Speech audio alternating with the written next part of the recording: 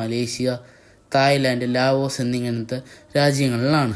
Wild coat ഫിഷുകൾ ഏകദേശം 5 അടിയോളം വലിപ്പമായി കാണപ്പെടുന്നുമുണ്ട്. ഇതിൻ്റെ ഏകദേശം അഡൽട്ട് സ്റ്റേജ് ആകുമ്പോഴുള്ള ഒരു പിക്ക് ഞാൻ ഇതിൻ്റെ വീഡിയോയുടെ സൈഡിൽ തന്നെ കാണിക്കുന്നു. ഇവർക്ക് നമ്മൾ കൂടുതലായി കൊടുക്കുന്നത് നമ്മുടെ വാഹയ്ക്കൊക്കെ കൊടുക്കുന്നത് പോലുള്ള ലൈവ് ഫീഡുകളും ചിക്കൻ്റെ ഹാർട്ടും ഫിഷ് നമ്മൾ വീട്ടിൽ വാങ്ങുന്ന മീനുകളുടെ പല കഷ്ണവും ഒക്കെയാണ്.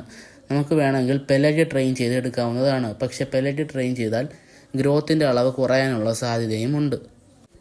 ഇവർ വേറൊരു മീനുമായി അധികം സെയിം സൈസിലാണെങ്കിൽ അറ്റാക്ക് ചെയ്യാനുള്ള ടെൻഡൻസി കുറവാണ്. അതിനെക്കുറിച്ചുള്ള വീഡിയോകൾ നമ്മൾ ഉടനെ തന്നെ അപ്ലോഡ് ചെയ്യുന്നതാണ്.